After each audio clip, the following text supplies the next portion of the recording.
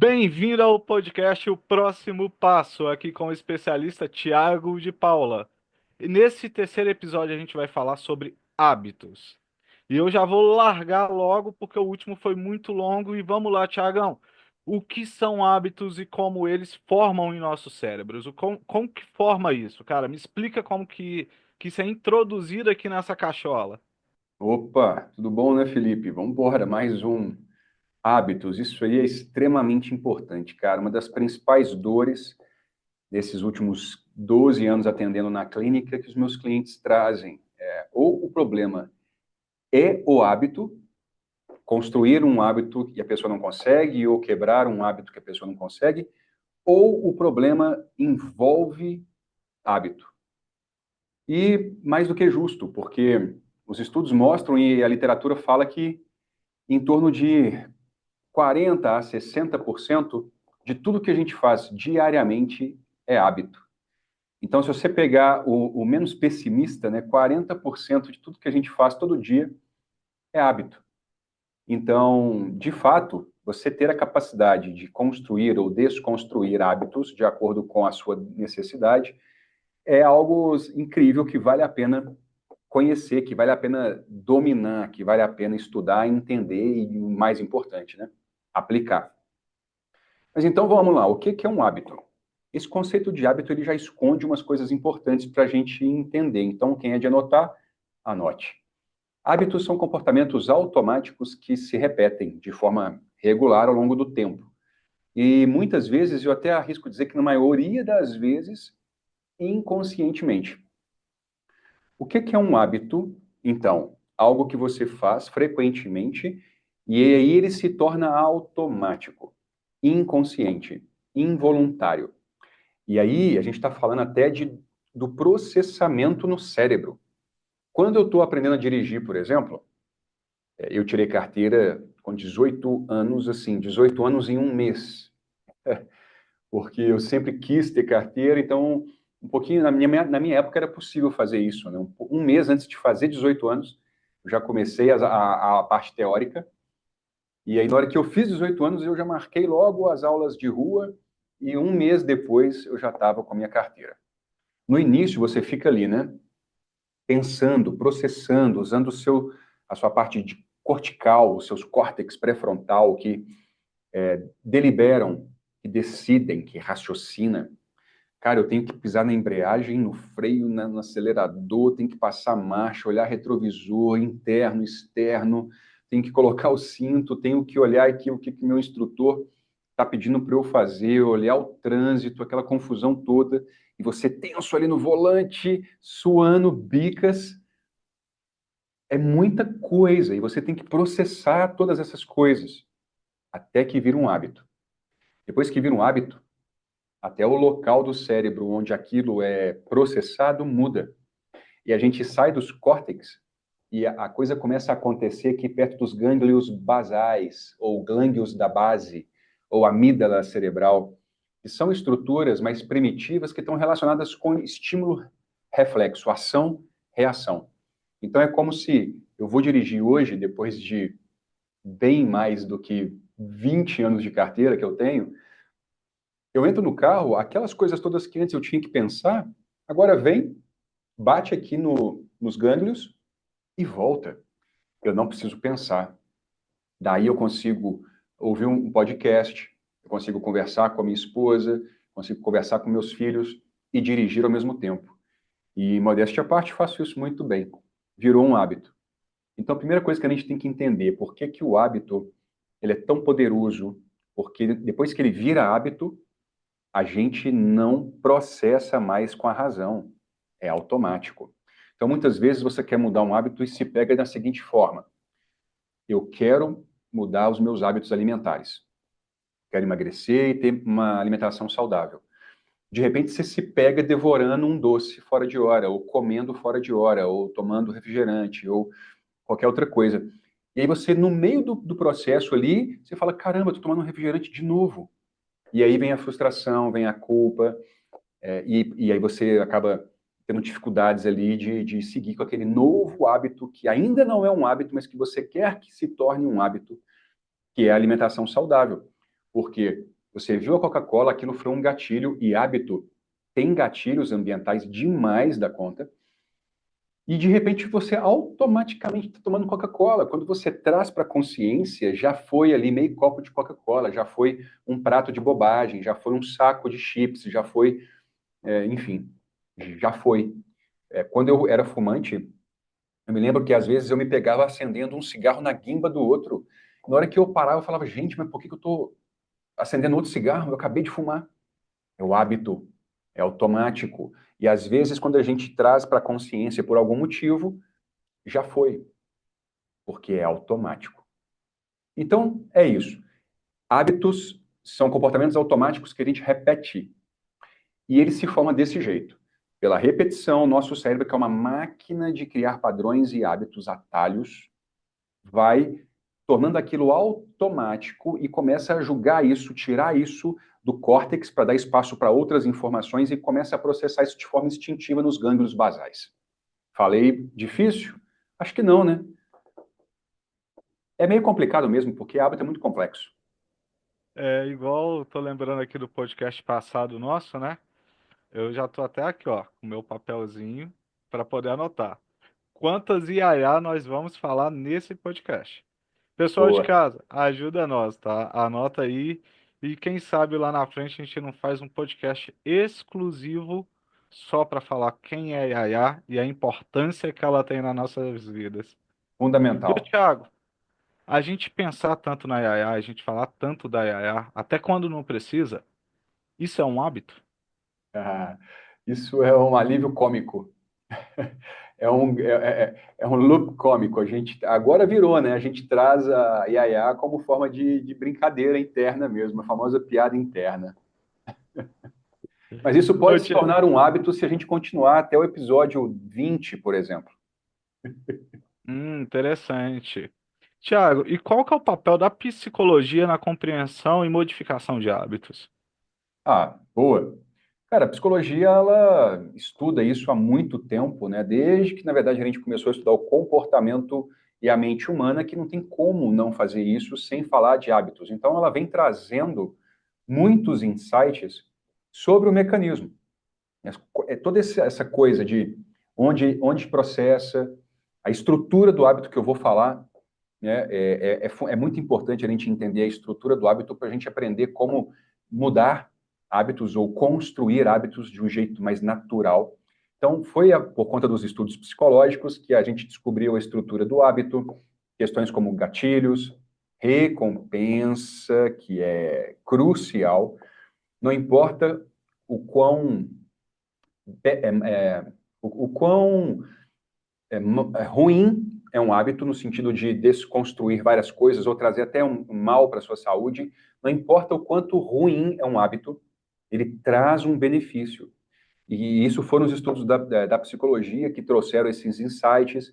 Então, tudo isso ajuda a identificar padrões, ajuda a identificar gatilhos e construir técnicas que ajudam as pessoas a desconstruir, construir, ressignificar comportamentos, pensamentos, fazendo com que a gente possa substituir hábitos negativos por hábitos positivos, no sentido das suas intenções. Presta atenção. Não tem hábito bom e hábito ruim, do mesmo jeito que não tem emoção boa e emoção ruim. Aqui é hábito positivo ou negativo no sentido das suas intenções. Se eu tenho a intenção de emagrecer, o meu hábito positivo é aquele que me aproxima do objetivo. Se eu estou me afastando, aqueles hábitos que me afastam, ele é negativo. Então, sempre que eu falar aqui de hábito positivo e hábito negativo, não é bom ou ruim. É hábito que me aproxima, positivo, ou me afasta, negativo, do meu objetivo. Então, eu acredito que é isso. A psicologia ela vem colocando luz mesmo nos mecanismos, na estrutura, como criar e eliminar hábitos, né, com muito mais facilidade. Ô, Thiago, e lembrando aqui, né, puxando na cachola, eu lembro que a gente tem duas estruturas dentro do campo da psicologia. Você vai poder falar com muito mais propriedade. Acho que as duas são aprovadas pelo conselho, ou seja, não tem nada de ilegal, não tem nada de Ah, vai me fazer mal. Mas uma delas, a gente tem um certo receio, a gente tem um medo por não conhecê-la tão bem, que é a hipnose, né? Quando a gente fala de hipnose, a gente lembra da hipnose de palco, que é aquela hipnose divertida, né? Onde você pega ali dentro de uma multidão uma galera faz comer cebola, acha que é gostoso, ou outras coisas. E a gente tem a hipnose clínica, que é exatamente para poder tratar coisas nesse sentido. Aí, boa para um próximo podcast, hein? Deixa eu pegar aqui e já anotar. Hipnose. Pessoal de casa, fala para nós aqui embaixo, deixa nos comentários se você gostaria de um episódio inteiro falando só a diferença entre hipnose clínica e hipnose de palco, porque tem uma diferença muito grande. Estou correto, Thiago? Corretíssimo. Sou um dos especialistas aí no Brasil de hipnoterapia e terapias breves com hipnose. Há 15 anos ensinando, estudando estudando há 15, ensinando há 12 hipnose, né? A hipnose clínica, especialmente. Gosto muito da hipnose de palco, acho que bem feita, com o cuidado e com o respeito necessários, a hipnose de palco ela se torna até uma forma de você mostrar para plateias, né, o poder que é a hipnose. E é transformador. Eu sei que tem muito misticismo em volta da hipnose, muitas informações distorcidas e equivocadas, inverdades mesmo sobre a hipnose. E tem muita gente que, por conta disso, acaba não buscando na hipnose alternativas para os problemas. E muitas vezes a hipnose resolve assim, ó.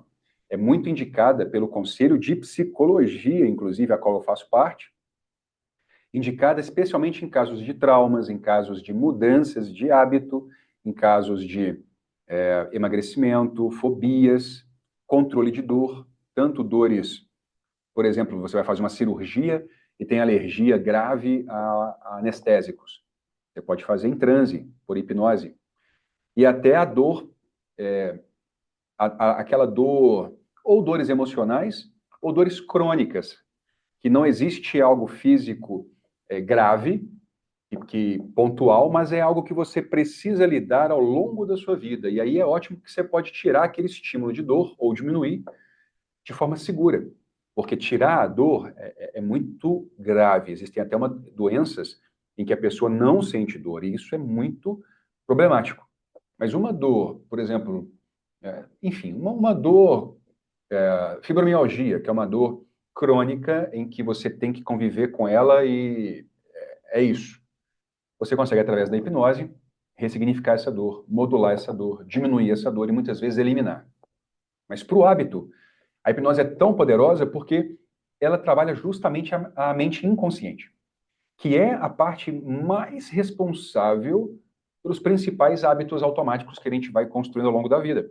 Então, quando a gente acessa essa camada mais profunda da mente, através da hipnose, a gente pode reprogramar padrões de comportamento, de pensamento, diminuindo a resistência da pessoa para aquela mudança e aumentando, muitas vezes, a motivação interna, a autoconfiança, né? E tudo isso vai culminar numa mudança mais rápida e mais ecológica, mais sustentável daquele hábito que você queira mudar ou construir aquele hábito que você queira construir.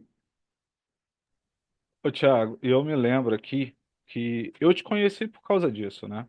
Eu vou aproveitar aqui e vou trazer essa história. Você me corrige se eu tiver errado em relação ao ano. O Tico e o Teco não bate muito bem em relação ao tempo. Mas eu acho que foi setembro de 2019. Eu acho que foi isso mesmo. Eu estava no aniversário. Eu lembro do mês porque é aniversário da minha sobrinha. E aí, numa conversa com o meu tio Gilberto, que é um cara que, para mim, pelo menos para os meus padrões e a amizade que eu tenho, ele é um cara evoluído nesses sentidos, né, do autoconhecimento. Ele estuda há muitos anos. E aí eu tava nesse aniversário e cheguei lá todo. Meu tipo, pô, você tá com uma cara de quem tá querendo aprontar hoje porque você tá querendo esconder alguma coisa. O que que você tá querendo esconder? Tio, tô querendo esconder nada, não, coisa e tal, e tudo. Mas se eu estiver escondendo, o que que você tem a ver com isso? Calma. Eu peguei e saí pra fumar, voltei. Ele, cara, você tá percebendo o quanto que seus dentes estão amarelados e coisa e tal e tudo? Ô tio, então, eu tô até meio revoltado com isso. Ó. Acabei de fazer tratamento, não tem 4 meses. Tava branquinha, a coisa mais linda do mundo. Já tá de novo, né? Todo amarelo por causa do cigarro, por causa do café, que também pigmenta, né, os dentes, Coca-Cola. E, cara, pra mim é doído. Aí ele você já tentou parar de fumar, Felipe? Eu já, há muitos anos, sabe, da luta. Já passei por atendimento em clínica, já tomei remédio, já usei fumazil, já usei filtro no cigarro para poder diminuir a nicotina, já masquei goma de mascar, já não sei mais o que eu faço para poder tentar abandonar esse hábito. E também tô com outros problemas, mas esses aí são problemas financeiros. Aí meu tio virou para mim, nessa ocasião, falou comigo: Olha, vou te apresentar um pessoal e para sua sorte é daqui de Belo Horizonte. Você nem vai precisar viajar. E esses caras é muito bom, velho. Eles podem transformar a sua vida. Olhei pra cara do meu tio, tio. A única pessoa que pode transformar a minha vida sou eu mesmo comigo mesmo. Isso aí você tem razão. Eles não vão conseguir te ajudar se você não quiser ajuda. Mas vai lá. Eu não, tio, eu tô com pouco dinheiro. Já, desculpa, né? Desculpa. Eu não queria ir, não. Tô com pouco dinheiro. Não, eu pago. Outro dificultador das minhas desculpas. Meu tio Gilberto, ele é maravilhoso em dificultar toda desculpa que eu dou para não fazer alguma coisa. Eu pago. Já que você vai pagar, eu vou lá, né? E aí foi quando o meu tio marcou com você a consulta para mim e eu conheci você. Na ocasião, lá na anamnésia, e aquele treco foi aquele tapa na cara, né? Porque o meu tio ele tinha pagado o pacote com 10 consultas, ele já tinha compra, então tinha 10 consultas pagas.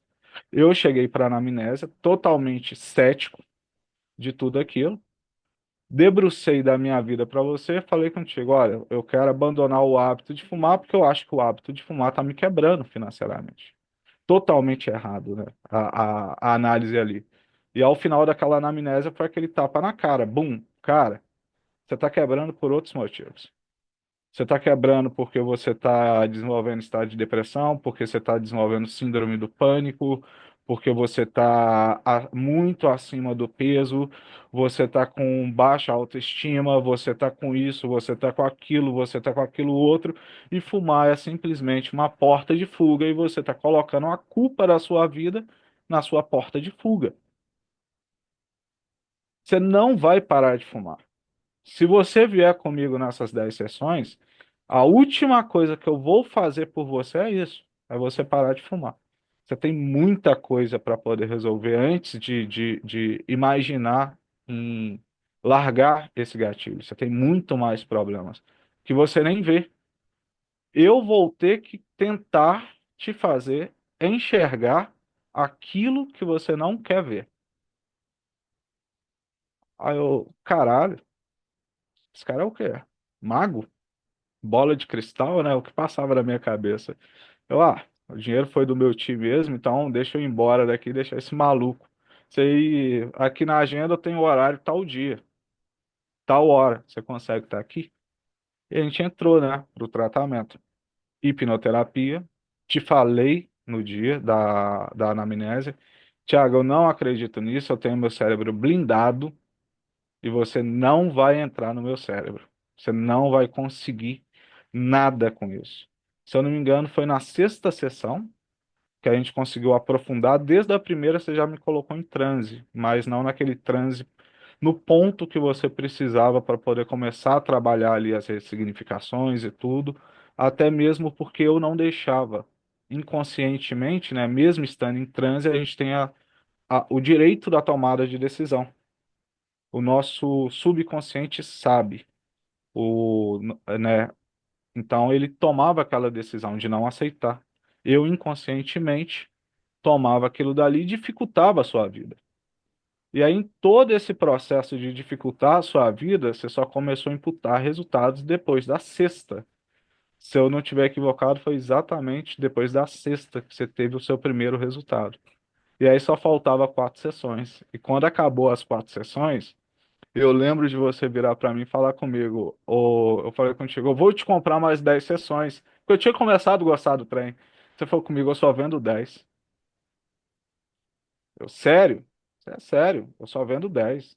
E tipo assim, me expulsou lá do seu consultório, coisa e tal, e falou, olha, passa um tempo, absorve todo o conhecimento, vê se realmente trouxe significado para sua vida, se te ajudou em algo, e se tiver te ajudado em algo, daqui a algum tempo a gente conversa de novo e eu abro as portas da clínica de novo para você. Mas eu não vou te atender semana que vem, nem na outra, eu não tenho nem horário para você.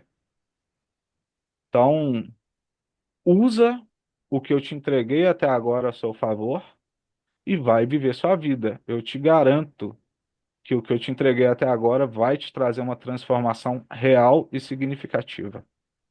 Depois que você terminou de falar isso tudo comigo, eu olhei para sua cara e falei assim: eu posso ser seu amigo? Tipo aqueles ursinhos carinhosos, sabe? Foi isso mesmo. Verdades na cara, tapas na cara, é isso aí. É que você Aí você falou falou tudo, né, velho? No iniciozinho você falou assim, tio, quem transforma minha vida sou eu, e é isso mesmo. E aí eu lembro que eu saí de lá com essa pergunta. Você falou assim, cara, pode, a gente pode ser amigo. Você tem meu número, me liga na hora que você quiser bater um papo, coisa e tal. Nunca me atendeu. Quem é paciente do Thiago, já foi paciente do Thiago, sabe que ele é péssimo para poder atender telefone. Então, quem estiver nos ouvindo aí, coloca aqui embaixo, ó, hashtag do dia. Thiago não atende telefone. Vamos ver quantas pessoas vai concordar com isso que eu tô falando. Não atende. E aí, quando eu voltei, a gente já estava naquele período de pandemia, você já tinha abandonado.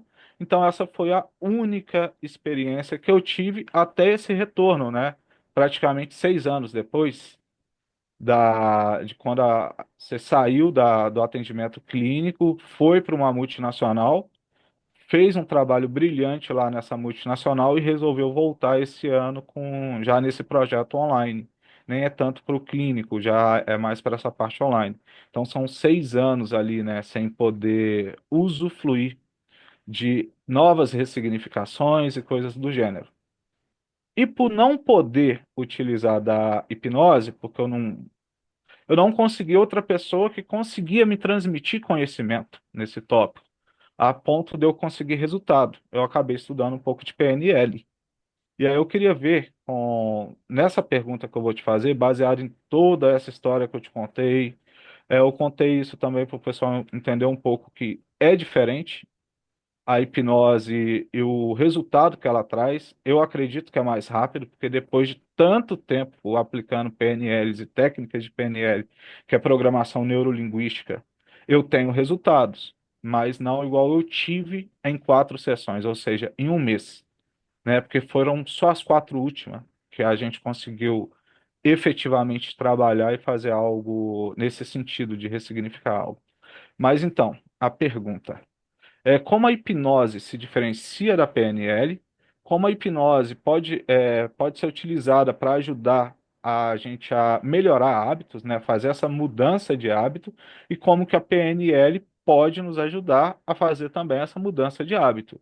O que que essas duas técnicas, essas duas metodologias têm em comum e quais são as diferenças enraizadas dela?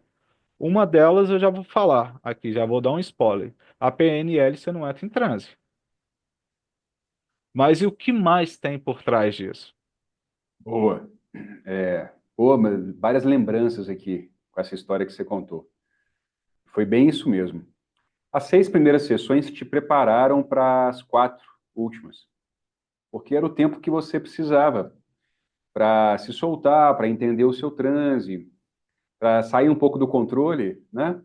Passar um pouco o controle para outra pessoa, pra gerar confiança em mim. Então, e tá tudo certo. Cada pessoa no seu processo. E se mesmo assim, se toda terapia demorasse apenas 10 sessões para dar resultado, seria maravilhoso. Tem processos terapêuticos que são construídos para levar muito mais tempo. E está tudo certo também. São formas diferentes. E tem gente que vai gostar mais desses métodos mais delongados. E tem aqueles que querem resultado rápido. Tudo bem, tem para todo mundo. Tem a TCC para os que querem mais rápido, tem para psicanálise para os que querem levar mais tempo, tem a hipnose. A hipnose, sim, ela é reconhecida pelo Conselho de Psicologia e recomendada como técnica. A PNL não. A PNL surge nos anos 70, mais ou meados dos anos 70. Dois caras geniais, o Richard Bandler e o John Grinder, numa época em que os Estados Unidos estava no ápice da tecnologia, né? O Vale do Silício, informação, computadores nascendo e tudo mais, uma grande evolução tecnológica. Então, as pessoas que estudavam a mente e o comportamento humano, eles faziam analogias às máquinas também, né? O cérebro como se fosse o hardware, nossos pensamentos, hábitos, padrões como se fossem os softwares. E a PNL nasce como uma tecnologia que, através de técnicas que vieram da hipnose, que vieram da psicologia, especialmente a Gestalt terapia e a terapia de família, né, que é o Fritz Perls, da Gestalt, e a Satir, da maravilhosa terapeuta familiar, que fazia coisas absurdas. E foi justamente porque o Grinder e o Bandler queriam entender como que o Milton Erickson da hipnose, como que o Perls me fugiu o nome aqui, eu acabei de falar, da Gestalt, e como que a Satir, da terapia familiar, conseguiam resultados que nenhum outro terapeuta na época conseguia. E eles estudaram essas três pessoas e conseguiram criar processos, métodos, técnica, para que qualquer pessoa pudesse ter os mesmos resultados. E daí surge a PNL, que é maravilhoso e tudo mais. Eu tenho um grande amigo que foi meu professor de PNL, eu conheci ele num curso meu de hipnose, ele foi meu aluno de hipnose, depois eu fui aluno dele de PNL. Eu não conheço ninguém, eu pessoalmente não conheço ninguém que saiba PNL tão bem quanto esse cara, o Vinícius Campos, grande amigo. E aí a gente, uma época, nós trabalhamos juntos em dois projetos, esse da multinacional que você comentou, e antes também, na minha escola antiga lá de hipnose, né, ou hipnotista. E aí a gente sentava para tentar justamente responder essa pergunta. Quais as diferenças entre PNL e hipnose? Depois de muita conversa, a gente chegou numa conclusão muito legal. A hipnose, ela dá uma experiência para a pessoa poder mudar. Através do transe, através das técnicas de testes de sugestão, através de uma série de experiências intensas que a hipnose permite, a pessoa muda. Tem um processo gigantesco entre uma coisa e outra, entre a experiência e a mudança, mas não é o caso. Depois a gente pode gravar um podcast aqui só para falar disso, mas a pessoa experimenta algo e aí ela muda. A PNL, a pessoa muda para depois experimentar algo. Porque, como você muito bem disse, Felipe, a PNL ela não necessariamente exige o transe. Tem gente que vai entrar em transe num processo de PNL, mas não necessariamente. Para ser hipnose tem que ter transe. Mas as duas, então assim, a gente chegou na conclusão de que não valia a pena tentar diferenciar as duas, porque Milton Erickson, que é o maior hipnotista de todos os tempos, foi um dos principais objetos de estudo para criar a PNL. Então a hipnose está no DNA da PNL. A gente chegou à conclusão que valeria a pena era juntar as duas coisas. Então, o que elas têm em comum? Elas visam mudanças rápidas através da comunicação, através da estrutura profunda, através do inconsciente, através da linguagem. E através de técnicas que vêm também da psicologia, vêm também, né, da psicologia, mas que não ficam presas a isso e que vão além. Então, são técnicas que são sempre atualizadas, são técnicas que têm vários experimentos bem empíricos mesmo, nada científico, mas empírico, que acaba trazendo resultado.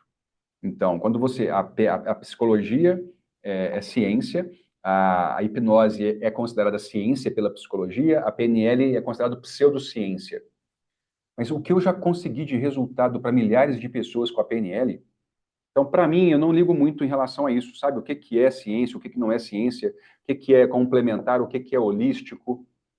Eu brinco muito com as pessoas assim, elas, Tiago, mas que linha que você segue? Eu falei, ó, eu não pago royalties para Freud, eu não pago royalties para o Grinder nem para o Blendler, eu não pago royalties para Milton Erickson, então eu vou usar o que o meu cliente precisa para mudar. Eu não vou empurrar método nenhum em ninguém. Eu adoro a TCC, mas eu não vou socar TCC se eu sei que o caso da pessoa não é para TCC. Eu adoro hipnose ericksoniana, ligeiramente vago. Mas eu não vou fazer hipnose ericksoniana para todo mundo, porque eu sei que tem gente que não vai se dar bem com a hipnose ericksoniana. Então, é isso, Felipe. Não dá muito. A gente ia precisar de 1 hora e meia de papo para falar de todas as diferenças e similaridades, mas eu acho que mais do que diferenciar é dizer que essas duas ferramentas são maravilhosas. Se você que está nos ouvindo tem preconceito com PNL ou hipnose, você pode estar perdendo uma grande oportunidade de ter uma transformação intensa e rápida e positiva na sua vida. Deixa de lado um pouco e estuda. Procura alguém, um bom profissional. Né? Só para concluir, o Felipe falou que prefere hipnose, é mais rápido. Tem gente que prefere PNL porque é mais rápido. Então depende muito da pessoa e principalmente de um bom profissional. Porque a PNL mal feita não traz resultado nenhum. A hipnose mal feita não traz resultado nenhum. Para mim ficou muito bem entendido. E, cara, é isso, né? Não existe o melhor, não existe o pior. Existe o para quem e o porquê. Com essas respostas, a gente consegue identificar aquilo que mais faz sentido para nós naquele momento que a gente está vivendo. Vou te dar um exemplo de uma decisão que eu tive que tomar recentemente. Troca de investimento. Eu fui duramente criticado por causa disso. Eu resolvi tirar dinheiro de um lugar e colocar em outro. Esse outro lugar, ele me traz um pouco menos de resultado, mas o risco dele é infinitamente menor. Aí eu fui duramente criticado por isso. Aí eu falei, né? Olha, eu tô chegando em uma determinada idade que correr risco já não faz mais parte dos meus objetivos. Já fez, mas hoje já não faz. Para o próximo ciclo de vida que eu vou iniciar, para aquele ciclo, né, de 10 em 10 anos, então dos 30 aos 40, 40 aos 50, eu já estou chegando aos 40. Aí, para o próximo ciclo de vida que eu vou iniciar, eu quero menos risco. Então, eu já estou aproveitando os últimos anos para chegar aos 40, já trocando investimentos de alto risco por investimentos de menor risco, mesmo que isso me traga menos retorno. E quando a gente fala no desenvolvimento pessoal, a gente tem muita coisa. Então, se alguma coisa te surge como risco, vale a pena você ir para algo que te soe como menos risco, mas não perca aquilo. Estude, aprofunde. Quanto mais você conhece sobre algo, menos arriscado algo fica. Diga-se os milionários da Bolsa de Valores. Para mim, aquilo dali é uma coisa que eu não passo nem perto. Eu tenho um amigo que há mais de 20 anos investe, ganhou muito mais dinheiro do que eu, a gente estudou junto. Eu fui para um ramo, ele foi para outro ramo, ele foi para o ramo de investimentos e ele é um investidor de alto risco. Se a gente chega hoje, a gente deve ter a mesma idade se tiver diferença de um ano. Eu acho que não chega a um ano de diferença. O que ele é financeiramente falando e o que eu sou financeiramente falando é dois universos totalmente distintos. Porém, ele correu mais risco em toda a vida dele. Eu corri menos risco. Então, esse é o recado que eu trago. Estude. Para ele investir na bolsa de valores, não tem risco nenhum, tem estudo e análise. E quanto mais ele estuda, mais seguro ficam os investimentos que ele faz. E aí ele traz muita segurança. Inclusive, depois eu tenho que conversar com ele, ver se eu dou um pouquinho de dinheiro para eu poder fazer a mágica da transformação, transformar um Ah, montinho em um montão. boa. Ô, Thiago, e continuando esse papo de hoje, assim, quais são os desafios mais comuns? Igual, eu tenho meus problemas, não vou continuar me delongando aqui sobre eles, mas quais são os desafios mais comuns que as pessoas enfrentam para mudar um hábito? E já Pô, aproveitando isso, porque o hábito tem muito a ver também com o vício. Como diferenciar um hábito e um vício? Então, tá. Então só vamos lá tentando primeiro. deixar mais simples, é, Aham. qual que é o tamanho do desafio para a gente poder, qual é o tamanho, né? Qual que é o desafio que a gente enfrenta para a gente conseguir mudar um hábito e o hábito e o vício. Qual que são as diferenças dele e como que a gente pode processar isso? Tá bom. Desafios mais comuns. Cada pessoa acho que vai ter aquele calcanhar de Aquiles, né? Mas em linhas gerais, e eu acredito que quem está vendo a gente aí já vai ter sofrido isso aí, é uma sensação, às vezes, de uma resistência interna, como se fosse um conflito que vai gerando ao longo do tempo ali uma falta de motivação, porque você fica numas recaídas constantes, aí você acaba jogando a culpa no ambiente que não apoia a sua mudança ou que dificulta a sua mudança, mas a grande verdade é que nas principais dificuldades que as pessoas enfrentam, elas nem têm consciência, porque normalmente está ligado a uma expectativa irreal, a um plano perfeccionista de mudança, ou a falta de um plano claro. E isso aí vai dificultar demais a construção de novos hábitos e a pessoa fica naquele efeito sanfona de que vai, para, emagrece, engorda, faz academia, para de ir, começa a ir, para de ir, come certo, come errado, para de fumar, volta a fumar, e para, volta. Então, eu acho que o principal desafio consciente seria a dificuldade de iniciar e concluir, manter. Agora, a verdade é que as dificuldades são inconscientes. Tem a ver com isso, expectativas irreais, perfeccionistas demais, falta de clareza, um plano mal feito, a falta de um plano, que vai gerar todos esses outros problemas aí que as pessoas têm. E tudo isso aí a gente, né, já cansou de falar. Há um tempo atrás a gente estava no lançamento do curso de boa formulação de objetivos, que vem da PNL principalmente, e que principalmente fala sobre isso. Como que você vai fazer um plano que não é perfeccionista, que tem clareza, que tem propósito, que tem um como, que tem um para quê, que é ecológico, que é alinhado com as suas expectativas e crenças e valores e pessoas que estão ao seu redor, enfim, que considera o ambiente onde você está, porque uma das grandes dificuldades das pessoas mudarem hábitos tem a ver com o ambiente. Então, eu acho que esses são os desafios. Agora, a diferença de hábito para vício, e a gente confunde muito, né?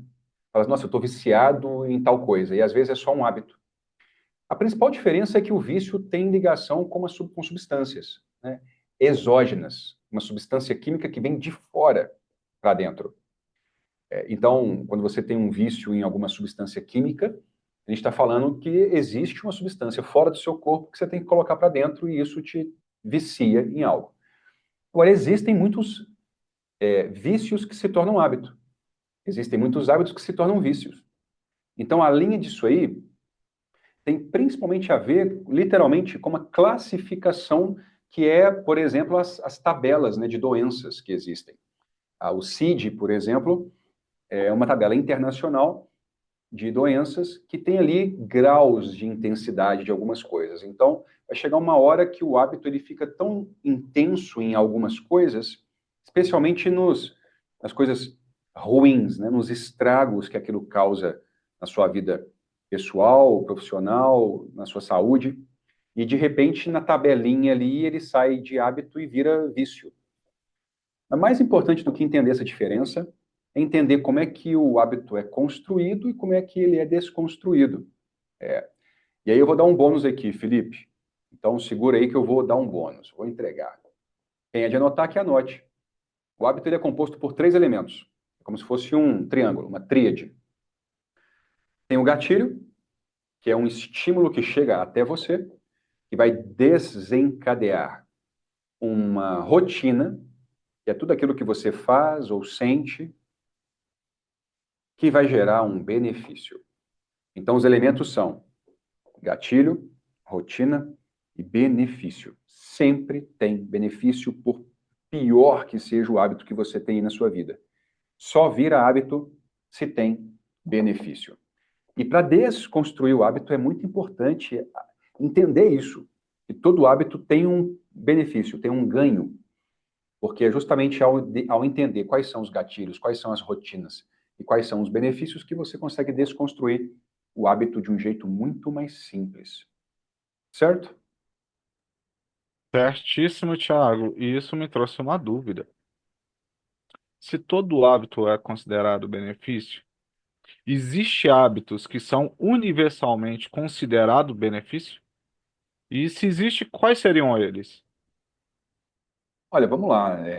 Para mim, eu acho que muito mais vantajoso para as discussões, para a mudança e tal, é cada um avaliar o seu caso. Hábito vantajoso de forma universal, isso aí é muito perigoso, né? A gente tentar generalizar desse jeito. É claro que existe assim, né? Quase que num imaginário coletivo, que se você tiver uma alimentação equilibrada, isso pode ser considerado um hábito bom em praticamente todas as culturas, países, línguas, enfim. Outra coisa, praticar exercícios físicos regularmente, independente de qual seja, isso também é considerado um bom hábito por pessoas de A a Z. Ter um hábito saudável para dormir, quem não quer isso? Né? Colocar a meditação como um hábito, pô, mas é um hábito saudável. Então, eu acredito que hábitos que vão tornar a sua saúde melhor, saúde física, saúde emocional, saúde espiritual, porque somos uma tríade, corpo, mente e o espiritual também é muito importante. Não estou dizendo de religião, mas de espiritualidade. E a espiritualidade compõe nosso sistema, especialmente o inconsciente. Hábitos que te trazem benefícios nessas três áreas principais, eu acho que podem ser considerados hábitos universalmente benéficos, né? Com certeza. Mas, de novo, mais importante do que isso é cada um avaliar aí quais são os seus hábitos, quais deles são positivos e te aproximam do seu objetivo, quais deles são negativos, te afastam dos seus objetivos, fortaleça os positivos, elimine os negativos. Ô, Thiago, você falou aí uma coisa muito interessante.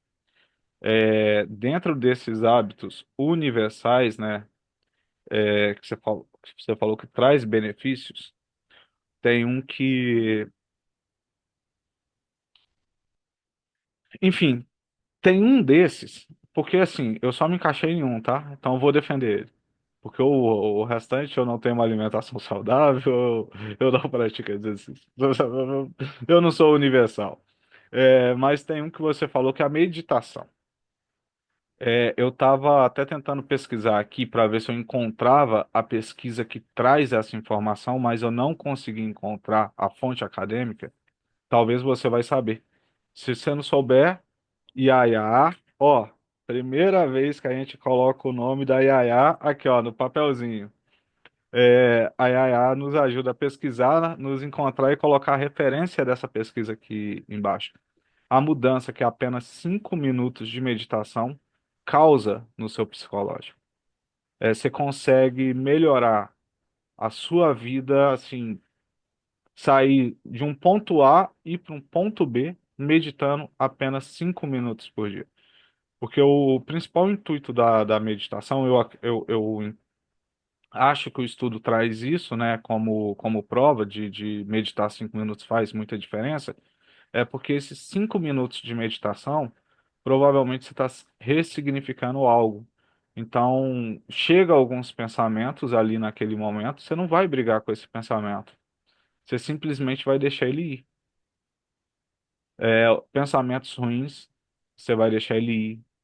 Você não vai ficar ali brigando com ele, segurando ele, coisas do gênero. Você deixa ele ir. Isso ajuda a mudar, né, a cabeça nossa. É um hábito realmente que é saudável em todos os seus aspectos. Bom, Mas, né, a gente tem que continuar e eu me perdi. O que que eu vou te perguntar agora? Deixa eu pensar, tirar aqui uma pergunta da cachola. Bom, eu acho que essa muita gente vai gostar. E qual que é a importância do ambiente na formação e manutenção dos hábitos? Opa, boa. Eu E eu falei, vou colocar uma apimentada. E se nesse ambiente, né, por exemplo, você falou lá de trás dos primórdios da invenção do computador, do Vale do Silício e tudo mais. Dentro do ambiente de TI, a gente tem uma síndrome que foi catalogada recentemente chamada burnout, né? Eu não sei se você conhece tão profundamente, mas o burnout ele também pode ser combatido com o hábito de meditar. Você diminui essa síndrome, você diminui a probabilidade de desenvolver burnout com meditação. E aí eu queria saber de você isso. Qual que é a importância do ambiente na formação e na manutenção de hábitos? E, por exemplo, em ambientes que é muito desgastante, o que que a gente pode introduzir em 5 a 10 minutos? Ali no horário de almoço, separar 5 a 10 minutos para poder fazer e diminuir os impactos negativos. boa. Vou começar com a segunda pergunta, então. Não, antes, espera aí, né? Você falou sobre pesquisas. Existem várias pesquisas que mostram que em períodos curtos de meditação trazem resultado. Existem livros escritos sobre isso. Tem uma pesquisa que eu me lembro aqui que fala Frontiers of Neuroscience, que é Fronteiras da Neurociência, que é uma revista muito boa, é uma revista científica, que fala um exemplo, né? Mas a gente pode colocar aqui depois. Depois eu mando para você. E aí tem algumas boas pesquisas. 5 minutos diários. Então, o que fazer em ambientes de tensão na hora do almoço? Duas ideias. Meditação, 5 minutinhos de meditação. Se você tiver um pouco mais de tempo, 15 a 20 minutos, tem o Power Snap. Power Snap é tipo uma soneca poderosa, sei lá, power é poder, né? Potente, enfim, e snap é soneca, que é mais ou menos assim, você toma um shot de expresso, café expresso, a cafeína vai levar ali 20 minutos mais ou menos até ela ativar você, não é instantâneo. Se você acha que isso aí é um efeito placebo, porque vai levar uns 20, 25 minutos para a cafeína bater de verdade. Então você toma o shot e tira uma soneca. A soneca vai te fazer relaxar, e na hora que você acordar, você vai estar no pico de cafeína.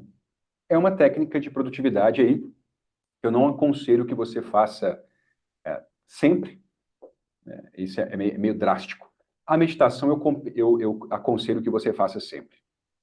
Então, em relação a esses ambientes mais difíceis, né, mais tensos, você pode meditar e se você estiver exausto de trabalho, próximo a ter um esgotamento, power snap.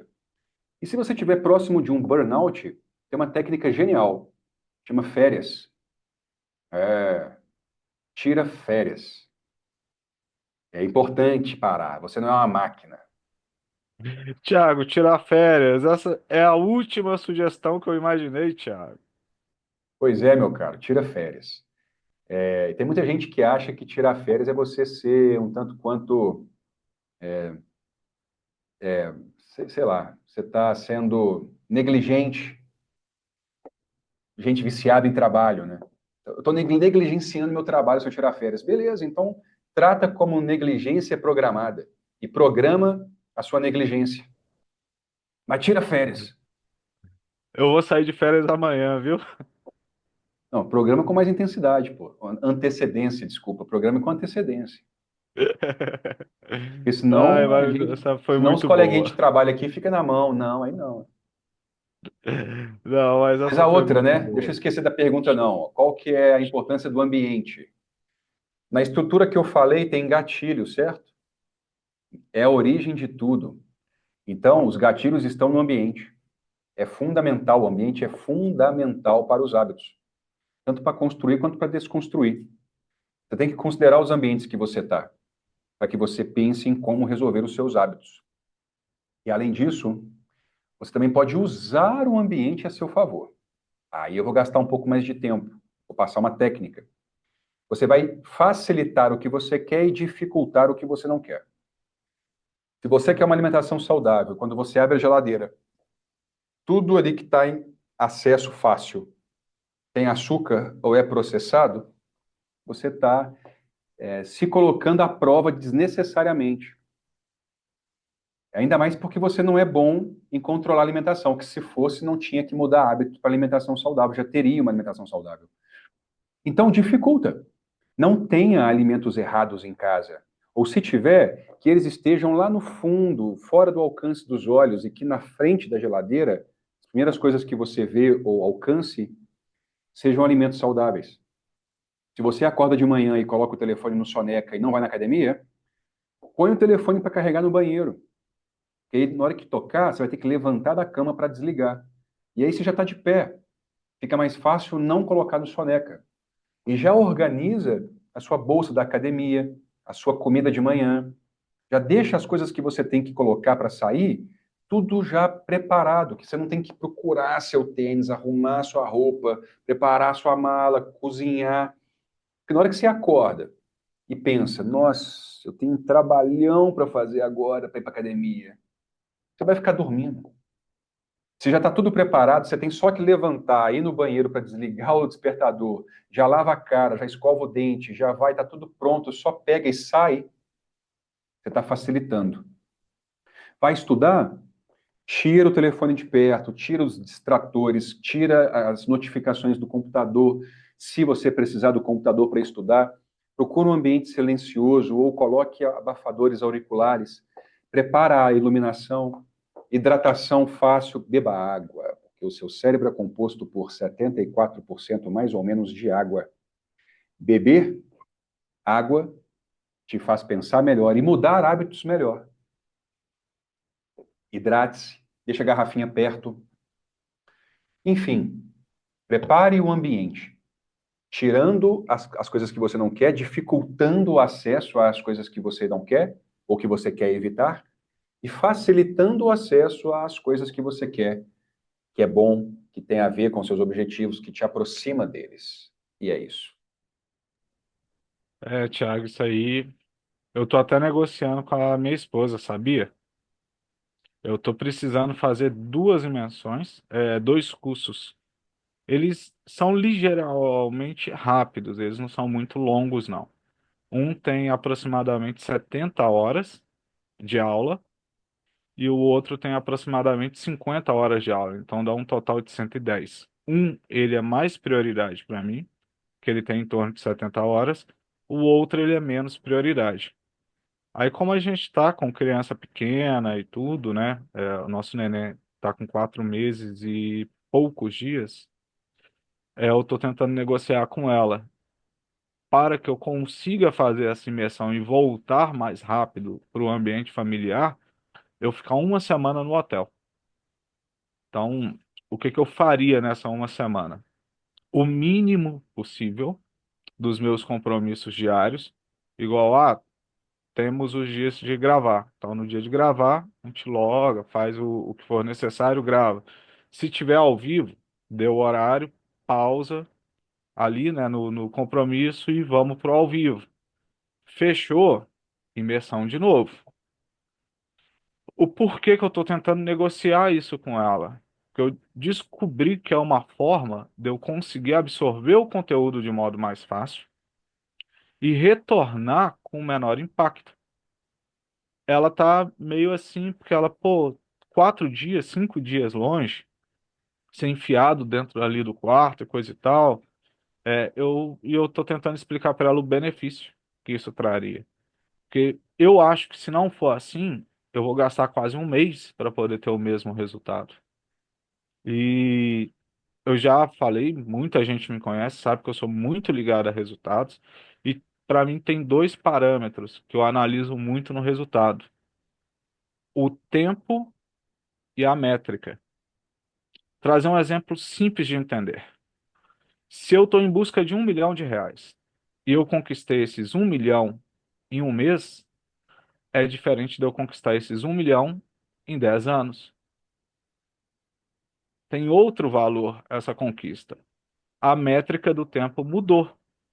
Passou-se de 10 anos para um mês. O valor não. 1 milhão é 1 milhão. Ele pode comprar menos, ele pode ter menos poder de barganha, isso aí é outros 500, mas ele não deixa de ser 1 milhão por eu ter conquistado em um mês ou ter conquistado em 10 anos. E aí, dentro desses hábitos, né, eu estou tentando negociar. E o que que eu penso disso que você falou? É maravilhoso, mas organizar o ambiente às vezes não depende só dos objetos, depende do poder de negociação também. Às vezes você está no emprego, você precisa levar um resultado, né, para o seu próprio trabalho. E aí você chegar para o seu chefe e deixar claro para ele, olha, chefe, eu tenho isso aqui para poder fazer, isso vai melhorar o resultado, vai melhorar o desempenho. Eu preciso de 3 dias para me poder focar nisso aqui e concluir. Caso contrário, eu vou demorar 2 meses. O que que você prefere? Que eu comece a te trazer resultado daqui 4, 5 dias, ou que eu comece a te trazer resultado daqui, quiçá, 3 meses? E dependendo, quando eu concluir, eu já esqueci o que estava lá no início, eu tenho que voltar para revisar. Então, eu acho que esse outro ponto também de habilidade de negociação é fundamental para mudanças de hábitos. E fazer isso de modo saudável. Negociar é fundamental, está dentro da ecologia, no nosso método, né? Você conhece. Agora, quando você vai organizar o seu ambiente, foque naquilo que está no seu controle, que não precisa de negociação e não precisa de mais ninguém. Foque nesses. Você tem que focar naquilo que está no seu controle. Depois você vai preocupar nas coisas em relação ao ambiente que precisam de negociação. Mas negociar com as pessoas envolvidas é sempre necessário e é uma etapa da boa formulação de objetivos. É uma etapa, então né, é importante pra caramba. Muito bem. Tem mais perguntas? A gente já estourou a hora? Como é que tá? Ô, Thiago, não, eu vou te sugar mais hoje. Você tá achando que hoje vai ser tranquilinho? Vai não. Eu Manda lá. já abri esse bloco falando de um exemplo que a hipnose funcionou e funcionou maravilhosamente bem. Afinal de contas, estou eu aqui, prova viva da transformação. Mas além de mim, existem alguns casos impactantes de transformação com a hipnose, de mudança de hábito mais específico, não uma transformação qualquer, mas uma mudança real de hábito. Cara, existe muito, muito. Pessoas que emagreceram 30, 35 quilos mudando hábitos através da hipnoterapia. Pessoas que conseguiram prosperidade financeira através de mudança de hábitos. Tem um caso bem recente. Esse caso do emagrecimento tem muitos anos. Assim, o primeiro caso de emagrecimento que eu tive foi logo um caso de 30 e tantos quilos perdidos, eliminados. Tem um amigo, eu posso falar, ele sempre falou que eu posso falar à vontade do caso dele, o mágico Marcelo, o mágico de mão cheia, excelente profissional. E a gente fez cursos de hipnose juntos. Lá, quando eu comecei meu primeiro curso de hipnose, eu conheci o Marcelo. Depois eu segui mais na hipnose, e ele não tão a fundo, porque ele tinha a mágica e tudo mais. E aí eu fiz o tratamento de hipnose com ele para emagrecimento. E ele eliminou 30 e tantos quilos. E foi coisa de 3, 4 meses. E tem foto dele, eu lembro na época que tem foto dele assim, nos ternos, nas roupas de mágico que ele usava de antigamente, né? Então parece que ele roubou o cemitério, sabe? O defunto era maior. E teve que comprar tudo roupa nova e tudo mais. E durante muito tempo, esse case de sucesso trouxe muito cliente para mim. Desenvolvi um método, eu adaptei um método que é o balão gástrico hipnótico, onde você faz uma espécie de cirurgia, coloca o balão gástrico na pessoa, mas é tudo por hipnose, por sugestão. Não tem balão de verdade, é só na mente da pessoa. E é muito bacana isso. E recentemente tem um caso também de uma pessoa que eu posso dizer, porque já me liberou para dizer, do João, que trabalha no mercado financeiro e que eliminou 20 quilos, vários centímetros de cintura e quase 12% de gordura corporal. Está voando nos negócios, está voando no pessoal. E uma última frase que ele disse recentemente aqui no consultório foi que ele estava amando estar com ele mesmo, sozinho. Isso é maravilhoso, quando você consegue conviver com você mesmo sem necessidade de ninguém, de estímulo nenhum, de droga, de bebida, de companhias, de... Não estou dizendo que ele tem um relacionamento, mas ele não precisa estar com alguém para estar bem. Isso é transformador.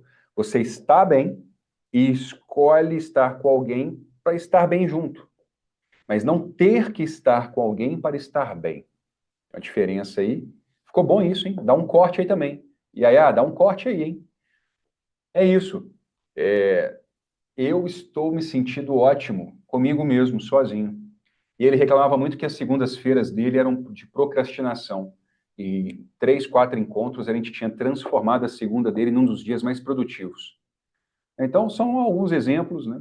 Mas tem vários. Hipnose ela é sensacional para mudança de hábitos. Tanto que a psicologia indica nesses casos.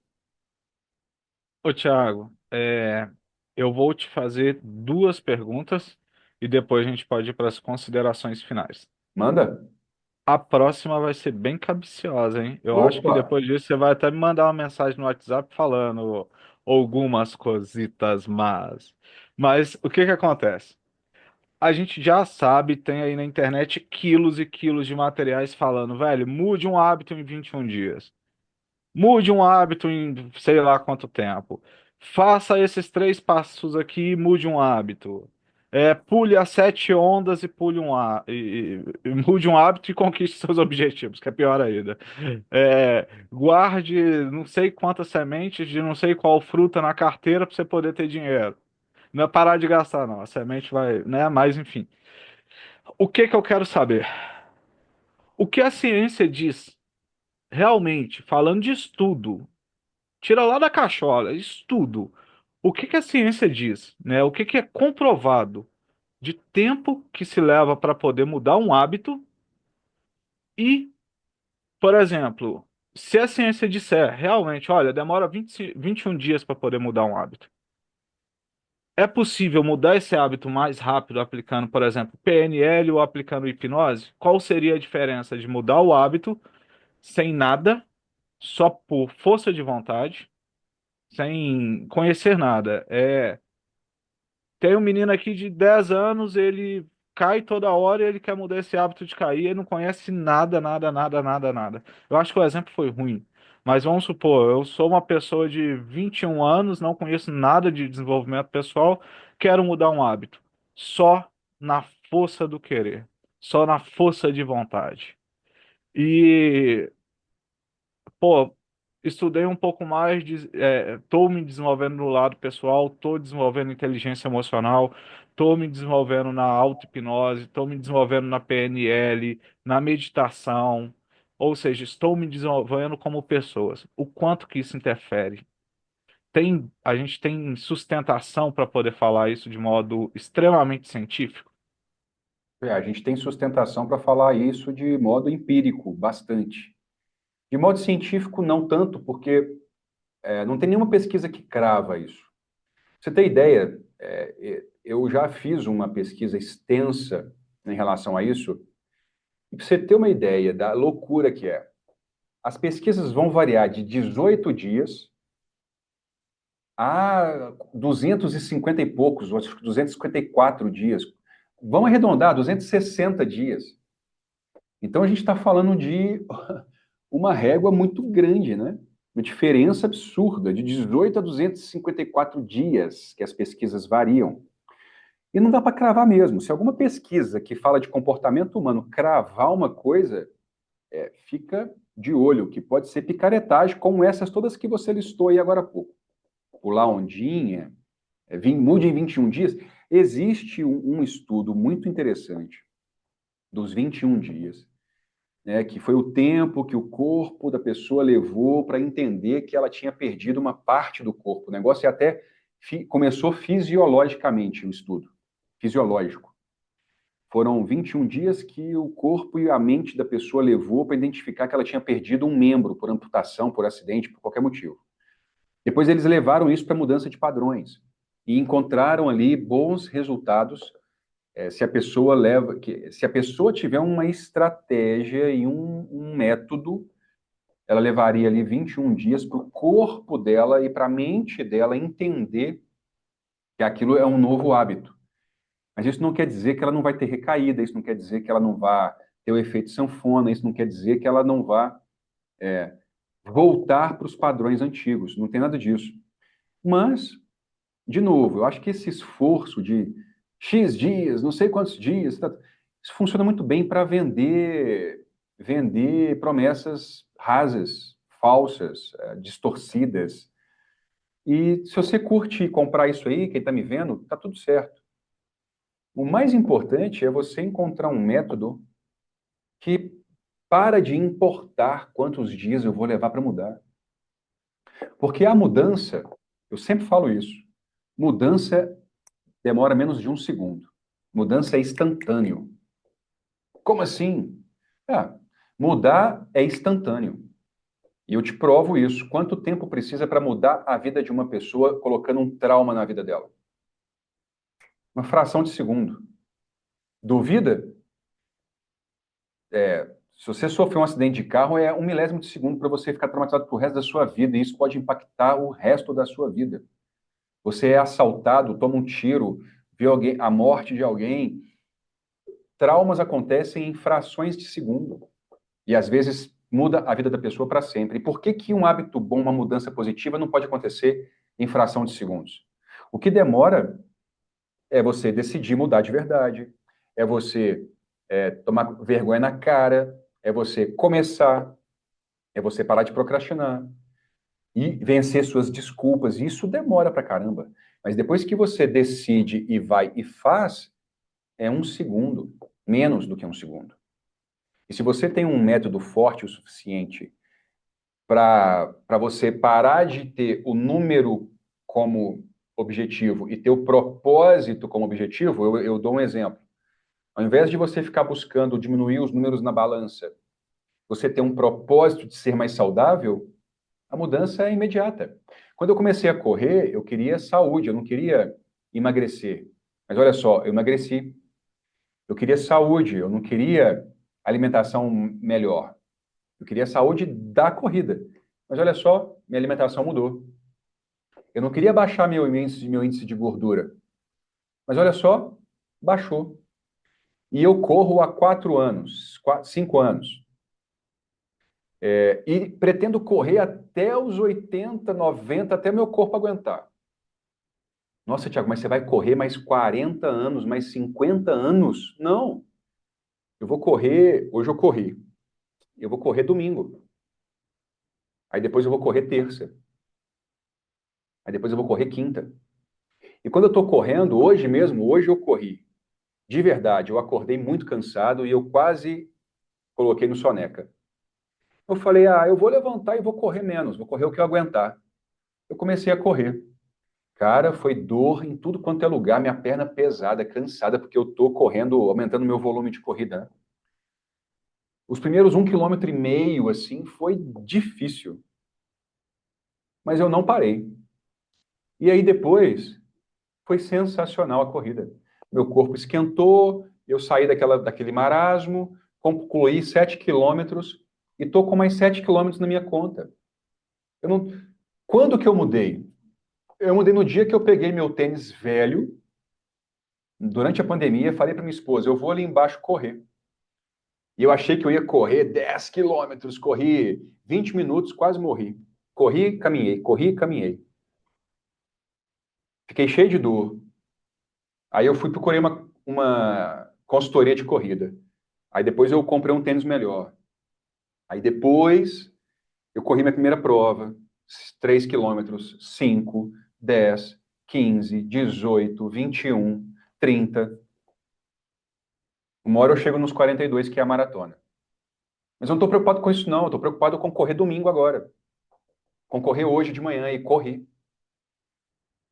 Então, é isso. Esquece quanto tempo leva. Se você tem um método bom o suficiente que te dá um propósito para mudança de hábito, dane-se quanto tempo vai levar. Eu disse, "Tá, eu tô com pressa para morrer, não. Eu vou correr até enquanto eu estiver aqui. Muito boa, Thiago. Você me fez lembrar de quando eu comprei uma bicicleta lá no Recife durante a pandemia. Mas essa história eu te conto em outra hora. Fechou. Fica aí para os próximos podcasts que vêm pela frente. Aqui, eu acho que a gente já passou do tempo. Eu vou te fazer essa última pergunta e você pode já vir com as suas considerações finais, Manda sem o lá. menor problema. Quais mitos sobre hábitos você quer deixar aqui cravado para poder desmistificar? Para que a nossa audiência saia daqui e saiba que isso aqui que você vai falar não é verdade. É desmistificar esses mitos. Fechou. 21 dias para mudar hábito. Mito. Esquece. Pode acontecer até em um segundo. Mas isso aí é mito. É uma coisa que tem até uma pesquisa relacionada, que não é ciência, mas tem pesquisa relacionada, tem dados, mas que não dá para cravar para todo mundo e que depende demais da pessoa, da meta, do objetivo, da técnica, do método, somando hipnose, somando autoconhecimento, que se te responder isso, né? Claro que quanto mais você conhece e entende de técnicas para isso, mais rápido vai ser mudar hábito. Mas não adianta ficar só estudando. Se você só estuda e não coloca em prática, você pode conhecer tudo que você quiser. Você não vai mudar nada.